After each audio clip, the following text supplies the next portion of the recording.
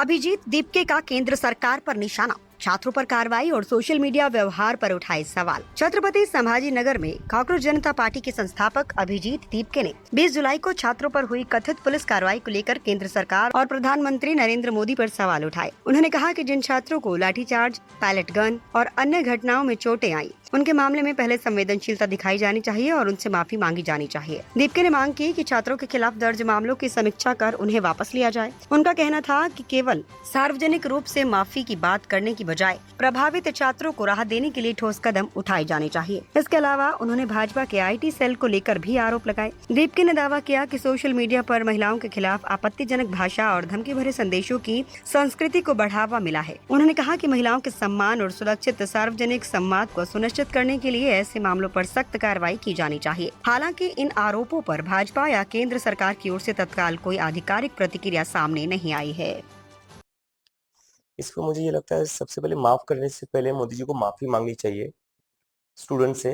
जो 20 जुलाई को लाठीचार्ज हुआ है, जिन स्टूडेंट्स का सर फोड़ा गया है पैलेट गन से, जिनको इतनी ज्यादा सीरियस इंजुरीज हुई है, हाथ टूटे, स्टूडेंट्स के पैर टूटे, पहले उनसे माफी मांगिए आप, और उसके बाद माफ कर सकते हो आप। पहले माफी तो मांगिए।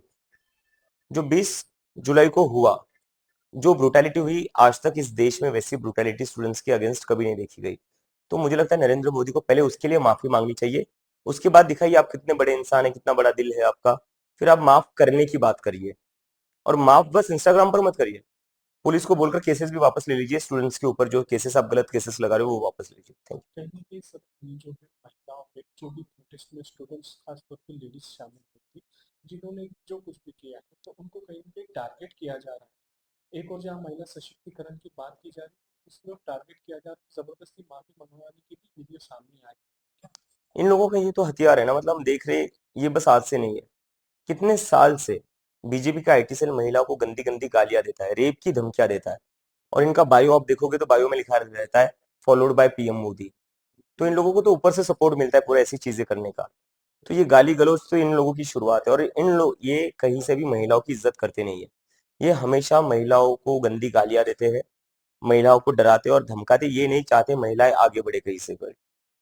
तब जन्म लेती है एक नई क्रांति। अब जनता जाग चुकी है, अब बदलाव तय है। आज ही जुड़िए और व्यवस्था परिवर्तन का हिस्सा व्यवस्था बन जाए, जब जनता की आवाज दबा दी जाए, तब जन्म लेती है एक नई क्रांति। अब बदलाव तय है।